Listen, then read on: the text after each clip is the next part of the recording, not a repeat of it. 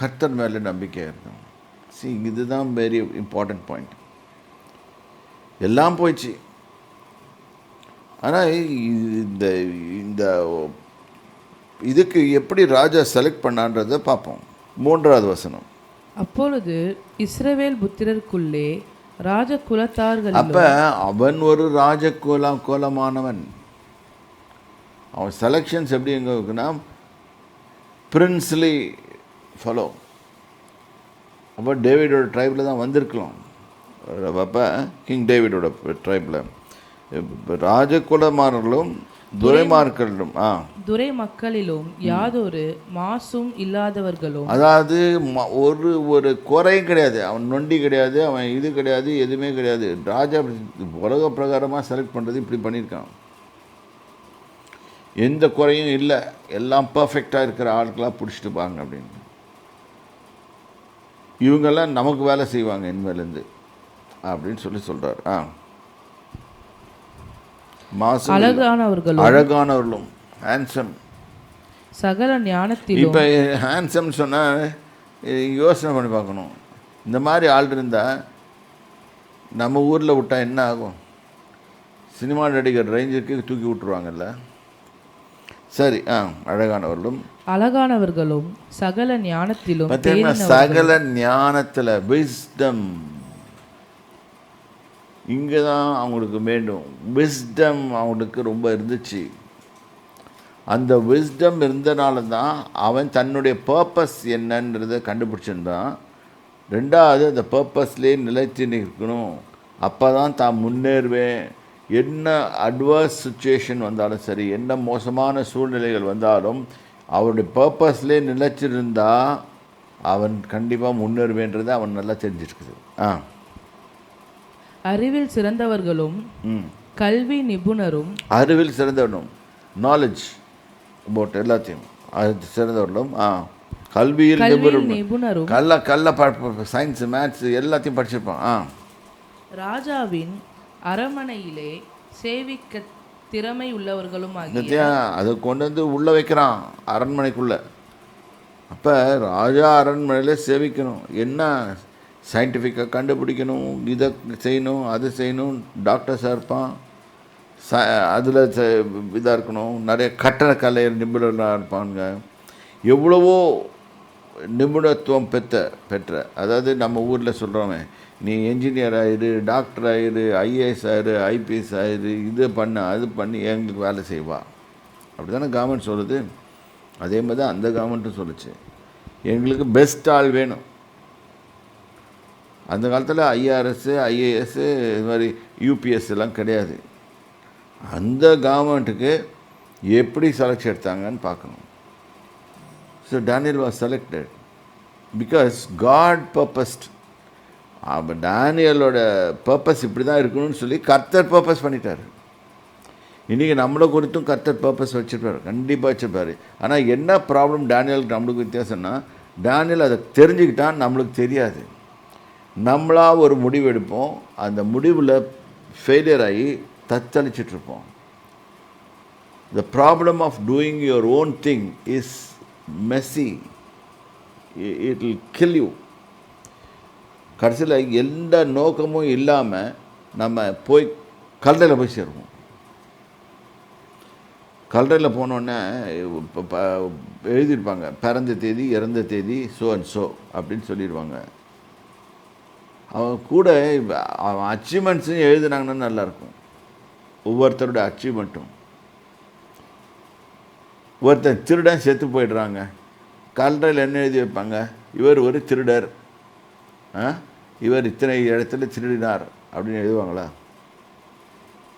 ஆனால் God says He is taking accounts of all the things, whatever we do. இப்போ இந்த இடத்துல நம்ம என்ன பண்ண பார்க்கணுன்னா, அவன் செலக்டாக தான் பண்ணி எடுத்து வந்திருக்கான், ஹை ப்ரொஃபைல்.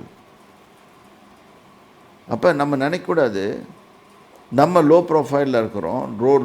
என்னுடைய சிவி பார்த்தா சாமி ஆண்டவர்கிட்ட தேவனாகி கத்தட்ட என்னுடைய சிவி செல்லுபடி இல்லை, நம்ம செல்லுபடி ஆகலை. ஏன்னா காட் எந்ததுக்காக பர்பஸ்க்காக நம்ம அழைத்தாரோ அது நம்மளுக்கு தெரியல, அதனால தான் செல்லலை. ஸோ அழைக்கப்பட்ட நோக்கத்தை நாம் அறிந்து அதன்படி நாம் நடந்து கொள்ளும், அதுக்கு அழைக்கப்பட்ட அழைப்புக்கு ஏற்ற பாத்திரவான்களாக நம்ம நடந்து கொண்டோம் என்றால் நமக்கு நிச்சயம் வெற்றி நிச்சயம். God left up. ஏன்னா மினிஸ்ட்ரி ஸ்டார்ட் பண்ணும்போது I never knew that God would use me like this. I never thought.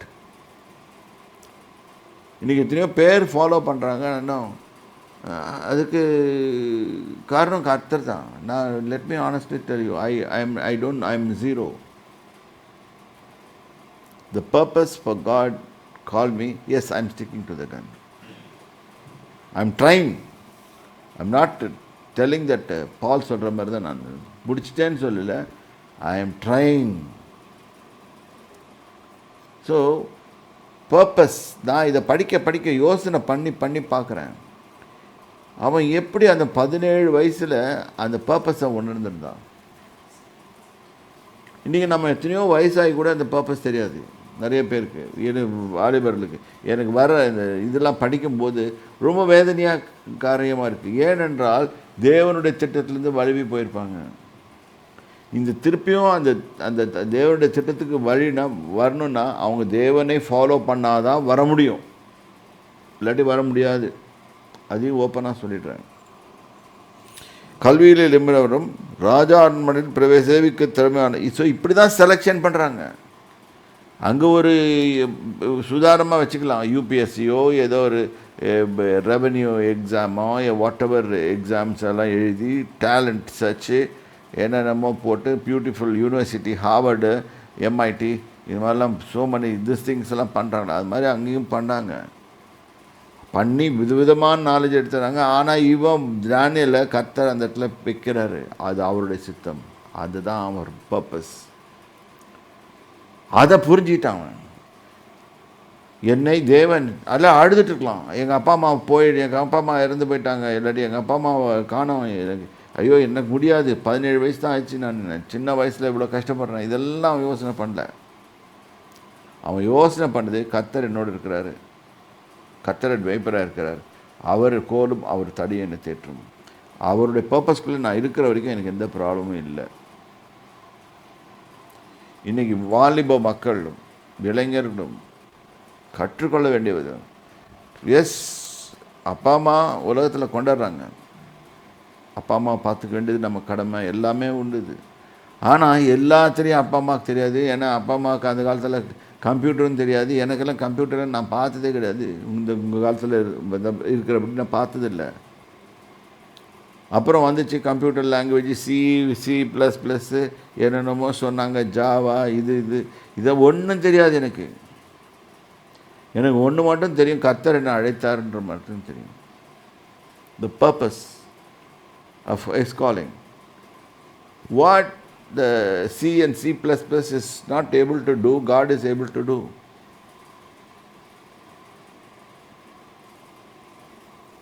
ஏன் மனைவி அவள் படித்தா C++, என் மகளும் படித்தா C++லாம் அவள் பயங்கரமாக மார்க்லாம் வாங்கினான்.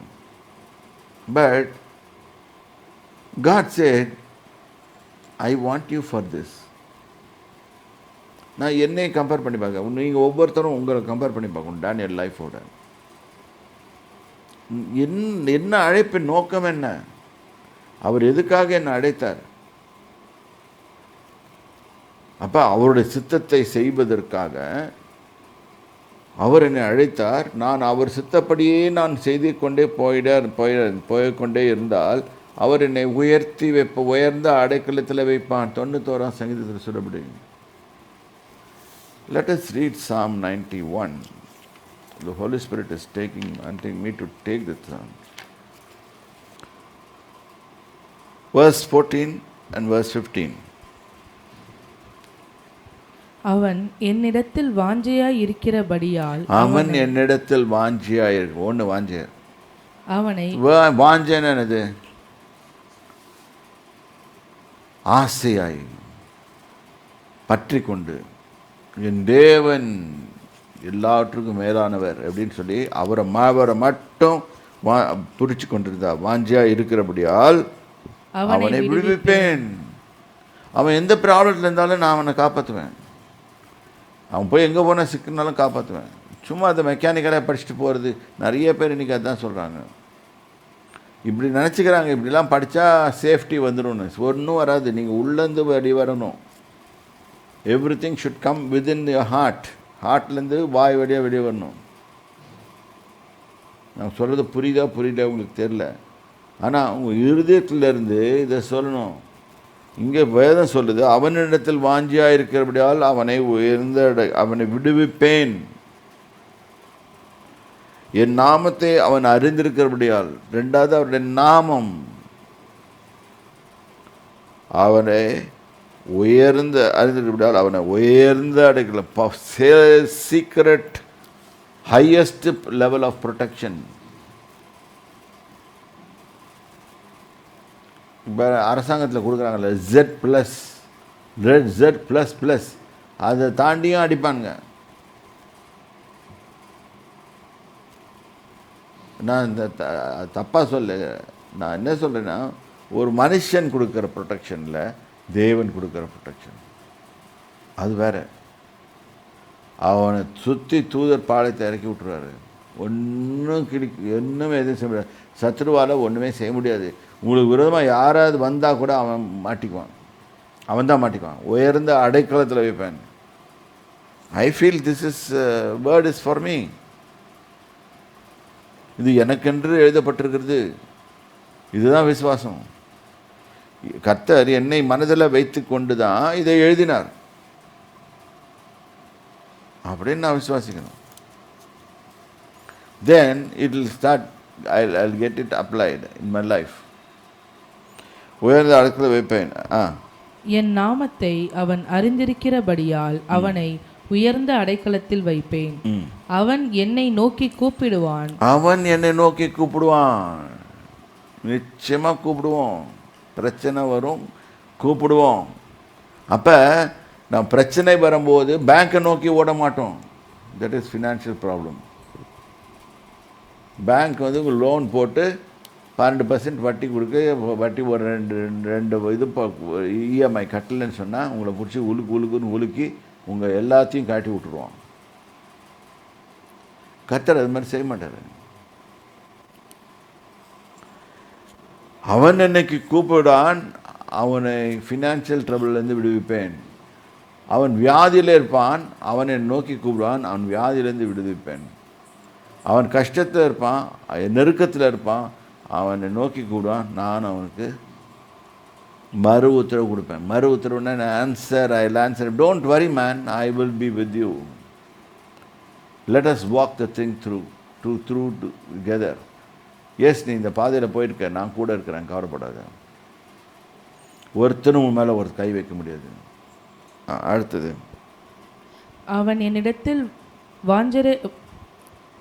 அவன் என்னை நோக்கி கூப்பிடுவான், நான் அவனுக்கு மறு உத்தரவு அருளச் செய்வேன். ஆபத்தில் நானே அவனோடு இருந்து. பிரச்சனை மாட்டிக்கிச்சு. ஆபத்தில் அவனோடு நான் கூட இருப்பேன். அவனை தப்பு வைப்பேன். அவனை கனப்படுத்துவேன். சரி, என்னென்ன ப்ராமிஸ் கொடுக்குறாரு பாருங்க. இது எனக்காக தான் இந்த வார்த்தை எழுதப்பட்டிருக்கிறது. இதுதான் தானியேல் நினச்சிருப்பாரு. தானியேல் இதை படிக்கும்போது அவர் என்ன நினச்சிருப்பாருன்னா, எனக்காக தான் இது எழுதப்பட்டிருக்கிறது, ஆகவே நான் கர்த்தரை நோக்கி பார்ப்பேன், என் முகங்கள் வெட்கப்பட்டு போவதில்லை, அவர் என்னை காப்பாற்றி என்னை உயர்ந்து அடைக்கத்தில் வைப்பார், என்னை கனப்படுத்துவார். ஸோ அவனுக்கு எங்கே, தானியேலுக்கு எங்கே அவருக்கு தெரிஞ்சிருக்குதுன்னா, சோர்ஸ் யார்?